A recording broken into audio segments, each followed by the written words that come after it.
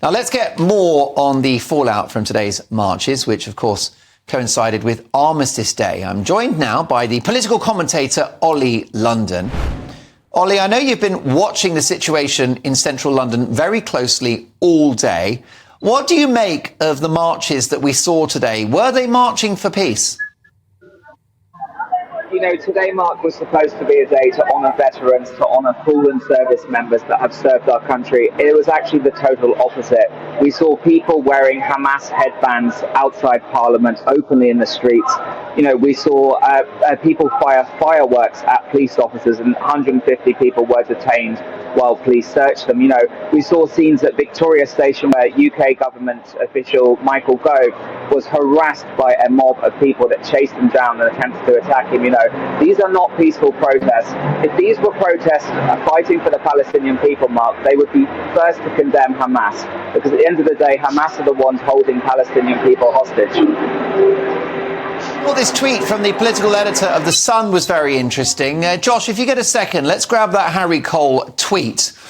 And here's what he said. He's referring to the reaction of the far-right protesters near the cenotaph this morning and Islamic extremists later in the day. He said, "Scenes this morning, disgraceful. Scenes this evening, disgraceful. But a disgraceful number of elected politicians and commentariat clowns choosing to ignore the latter after piling in all morning." What does he mean by that? Well, you know, you also have Sadiq Khan saying the same thing, basically condemning British people that came out today to try and honour veterans. And, you know, the rhetoric from many left-wing commentators and Sadiq Khan has been condemnation of British people. So, you know, if they want to stop this anger on the streets, which we saw today, which, you know, is bad on both sides, they need to condemn people taking to the streets, praising Hamas and calling for genocide against Jewish people. So, you know, most British people are very peaceful. I saw on Twitter today all of the protests. There were scuffles, of course, with some British activists. But at the end of the day, you know, the anger was there because of these politicians sowing division.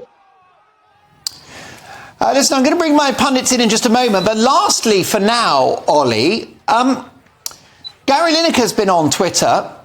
He was very quiet on the 7th of October. So has he been on Twitter today to condemn Hamas? You know, he never condemns Hamas. He supports what's going on with the pro-Palestinian protesters, you know. And someone that works for the BBC, Mark, is supposed to be impartial. We just saw what happened to Carol Vorderman. Yet Gary Lineker seemingly goes untouched to the BBC. He's allowed to stoke the flames of anger in this country. And it is utterly shameful that he has failed to condemn the October 7 massacre. The whole world should be condemning that atrocity. OK, well, stay with us, Olly, and thank you so much for joining us, because it's very interesting what you've had to say online today, and you've garnered a large audience with your coverage. But let's bring in, if I can, Laura Doddsworth, and of course Ingrid Tarrant and Adrian Hayes. And Adrian, what's your appraisal of how even-handed the police have been today, or otherwise? I think the police have been, for once, because Suella Braverman's critique of the police I actually supported. I didn't think she was right to call the march a hate march. Every march has the good, the bad, and I would say the ignorant on this one. But the police have been even-handed. I think they've got their act together. I'm personally, and it's actually, I just could bring this in if I could, Mark. Of course. You know, most military veterans I've heard on the airwaves today have actually supported the protest, the right to protest. Look, we fought for our freedom. That's one of the great cries of Remembrance Day. And I think, you know, it's in our values of constitution, right to free speech, right to protest, and yes, the right to offend. But as long as it's within certain boundaries, obstruction, obviously violence and inciting violence. When you go through there, when you cross those boundaries, then you are in problems, and the police need to be even-handed and arrest people. The offence is the difficult one. Racism we would also abhor. But where do you take offence? I'm very hesitant to go down this offence route about certain things, because where do you stop? Because we're then into the online, everyone taking offence at everything. I think it's got to be clear boundaries on protest, what is right, what is wrong, what is illegal, and what is legal. Laura, where do you stand on this debate which is raging online between far-right protesters this morning and Islamic extremists later in the day? I think it was decided in advance that there would be a certain story, and it's quite similar to the story we saw with lockdown protests, with the Sarah Everard vigil, with the counter-protests to BLM. The police can take quite an aggressive and vigorous approach to policing in order to create a number of arrests. So you'll see the splash in the newspapers. Tonight's headlines for tomorrow will be, I think it's 92, far-right yobs arrested. But the thing is that more arrests will happen later, because after those newspapers were put to bed, there were fireworks set off in the streets. Michael Gove was mobbed. The protest went outside synagogues. I saw it reported that police had to escort Jewish people out of synagogues, which is a travesty. It is disgraceful in this country, especially on Remembrance Day. I think, we have to ask ourselves, is this a thing? Is this just going to keep happening every Saturday? Today there were placards I saw that were Zionism is the disease, Gaza twinned with Auschwitz.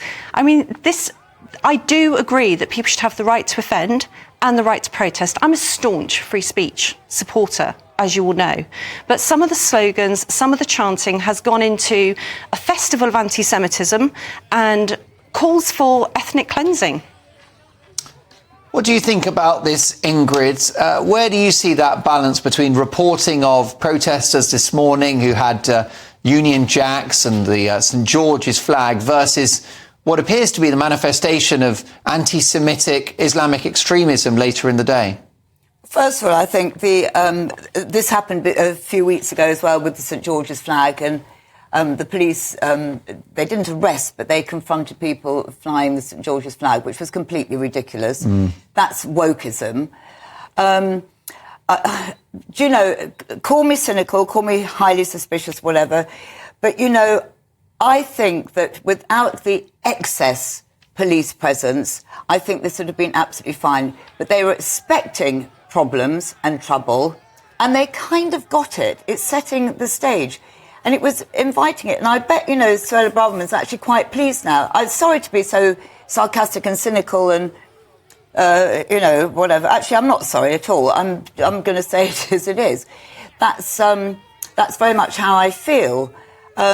And I think this has been whipped up to create just a bigger divide, to keep the argument going, make the argument bigger, and divide people more and more, and starting to get to extreme points of view. So you will get this, you're an anti-Semite, you're a whatever you are. OK, well, Olly, what do you think? Is the trouble we've seen basically the fault of Suella Braverman, the Home Secretary? No, absolutely not. I think Suella Braverman has been one of the few politicians that has been very strong on this issue. He called it a hate march, and look, there is freedom of expression. It's good for you to express, but we have seen so much hate on the street. Mark, why should Jewish people have to fear going out of their homes? It's been over 6 weeks now. So many Jewish people are terrified. We're seeing anti-Semite signs and placards across the city. We are seeing war memorials being desecrated with Palestinian flags. There's a difference between free speech and a hate march, and I believe today we've seen so many signs of Hamas symbols, we've seen ISIS flags. This is wrong, and where is the government action on this? Why are they instead condemning Suella Braverman for her comments? Why are they not taking action on the people that are inciting this hatred against Jewish people? Your best-selling books focus very much on the power of language. Do you think that Suella Braverman's language was inappropriate in the run-up to this weekend, whether it was her article in the Times or previously discussing and referencing these hate marches? Well, personally, no. I didn't disagree with her article. I've seen two-tiered policing for myself. So during the pandemic? I agree with what she was saying. It was at a lockdown protest. I was surrounded by police who tried to arrest me. I was just walking into well away from the protest with a press card around my neck. And it was extremely aggressive policing. I saw a strategy of streets lined with vans and police picking off people at the edges of the protest like sharks going around a shoal of fish to create a volume of arrests so there would be a story. So I've seen two-tiered policing, and since that day I haven't quite trusted the police at protests. So I didn't disagree with her article at all. I think that, unfortunately, that some people will blame her for creating a febrile atmosphere, but I think that that's the tail wagging the dog. I think that actually she just called it absolutely right. OK, I mean, what do you think about the language Braverman used, Adrian? Was it inflammatory? Well, I found myself agreeing with half of what she said, which was about policing. And as Laura says, the lockdown, the riot police just coming in, the BLMs on contrary, very violent demonstrations, police taking the knee, police arresting silent prayers, even as late as this week, the inconsistency with policing, and I think they just take the easy option. So I agree with that. I don't agree with the labelling. I've got a big thing about labelling throughout. Anti-vaxxer, Putin denier, far right, far left, fascist, communism. Yeah. We're all doing this labelling. And to call this whole march a hate march, which is why I'm with Ingrid. I think there's the good, the bad, the indifferent. You know, perhaps the pro-Hamas side is more than just the usual trouble suspects. But I'm guessing about 50% of the marches were there for peace. But there's a significant minority who are also there for trouble. OK. Look, final thoughts, Laura. Maria, let's run that poll if we can before the break. Final thoughts. Well, I think when we talk about it being a hate march, it is strong language to use, but a phrase that's used which sounds very innocuous, from the river to the sea, it literally calls for the annihilation of the State of Israel. That is what it means. And if you want to quote the same slogan as Osama bin Laden, be aware that's exactly what you're doing. It's straight from the 1988 Hamas Charter, which calls for the end of the country of Israel and all the Jews in it. So it is hate speech. It's a chant for ethnic cleansing. And so although people might be saying it because they think it's a pretty slogan calling for peace, it's not about peace at all. OK, well, listen, it's over to you, folks. I conducted an exclusive Mark Dolan Tonight People's Poll. We've been asking, with their support for pro-Palestinian marches, are the woke left on the wrong side of history? Well, it looks like a landslide. 86.2% say yes and 13.8% say no.